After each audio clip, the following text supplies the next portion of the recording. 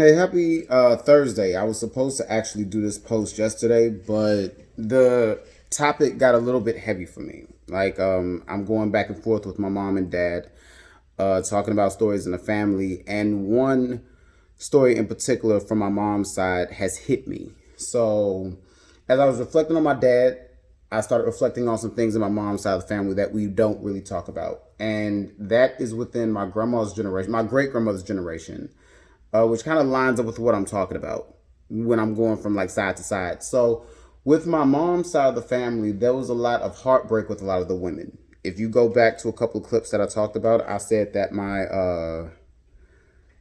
there was a lot of domestic violence in the family. What I did not realize until probably last year was that my great grandmother actually committed suicide.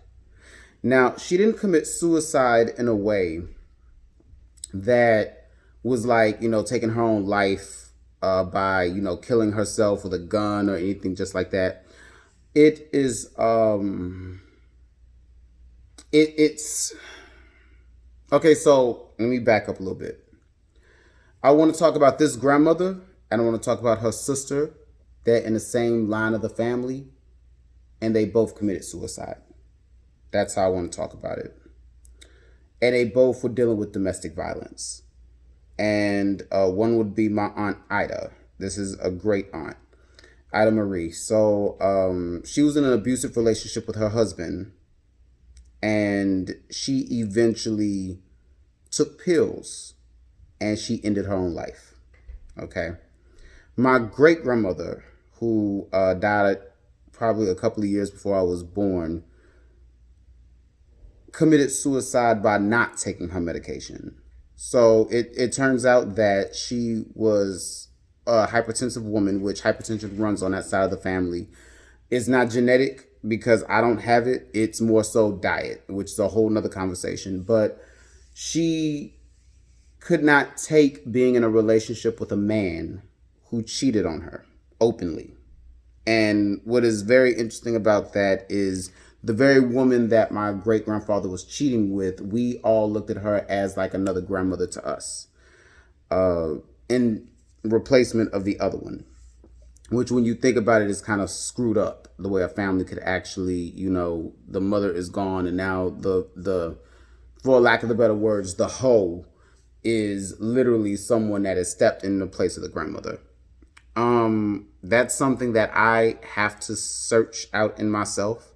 It's not something that I thought I really was going to get into with this, but I think when you start diving through family history and you start to see that, there are trends and there's a screwed up nature to the family that nobody really talks about.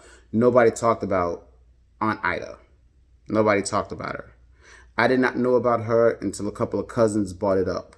I did not know this about my great grandmother until a cousin this past weekend. I went to a family get together this past weekend and a cousin brought this up. She said, yeah, Aunt Gladys basically committed suicide. She stopped taking her medication and the next thing you know, she was dead the next week. The way my grandmother had told the story, it was like, it was an Easter Sunday.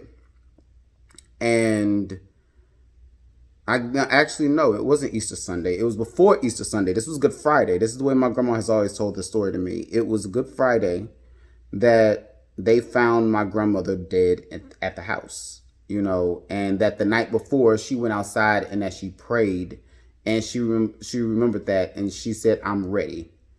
So I think what I'm trying to get to now as I start to, go through this is what suicide kind of looks like in our families.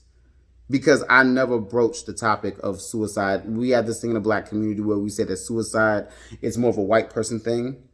But I think that it is so underneath the surface of abuse. It's underneath the surface of needs not getting met. It's underneath a whole lot of that. And I felt literally, this is what I felt today because I usually work out, 3 days out the week. I got a trainer. I go in and I get my work done. But I felt that today. I felt kind of like the pain of a woman who was in love and never received it back. I felt abuse and pain of these women that, you couldn't imagine it. And I couldn't imagine it at the age that I heard it, because I found out about my Aunt Ida when I was probably about 14 years old. And I remember that being something that we just didn't talk about. And then even with my grandma Gladys, I think it's something that you don't talk about. But I think I'm at a place in my life where I'm a person that believes that your ancestors point you in the direction you need to go if you're heading in the right direction. So when you heal a lot of trauma, especially in yourself, and I believe that, at this point, a couple of years ago, I went on a deep journey within to like heal my trauma. I think you start to see all of the family trauma that was going on. And it prepares you to understand life in just a different framework, a different place that you probably would have never imagined it before. And you see your family the way that you need to see them. I would say that mental health is real. The mental health of a person is real. And even in those time periods, this is the same generation that will tell us today, child, I ain't crazy, or I ain't sick, and not realize that this is a part of that. Now, on my mother's side of the family, but a different branch of my mother's side, is my other great grandmother, who was a bipolar woman. We did not know that she was bipolar until a cousin pointed it out to me about 10 years ago. And this is the very woman, like I had a sister in my family. She suffered from a blood disorder, right? And she's fine today, but she suffered from a blood disorder back in the day. And in one of my great grandmother's episodes, she kind of attacked us and said that we were trying to kill our sister for the insurance money. And me being a child at that age, going through everything I went through, I popped off on the old woman, and I did not realize that she was actually going through a manic episode of bipolarism. And nobody in the family, well, not ism, I made up that word, forgive me for that, but it's understanding that she was bipolar. And nobody ever told us. And then when you think about it, her daughter, who was one of my favorite aunts, contracted bipolar through genetics, because bipolar is passed down through the mother to the mother to the mother. And so where I'm getting to this is that, when we don't address mental health issues in the family, they kind of pass on.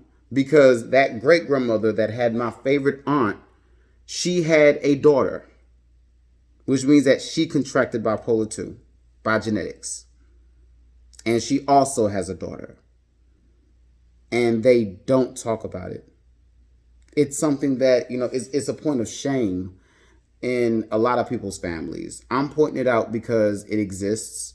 I know for me, as much as I put my family on blast on this, I know for me, I was going through depression for a lot of years. And it was definitely due to loss. It was due to the loss of my mother. And not only that, but then, I also had a touch of OCD, and, a real touch of OCD that I have, I'm better now, but I used to be way worse than this. I have to have a clean house. It has to be clean. It doesn't have to be as clean as it used to be, because I would be the person like all in the corner, like, no, it got to be clean. But I'm different now. But I brought that up to just say, we all have our things. And when you start to explore your family and you start to explore what they've gone through, you'll start to understand them way more.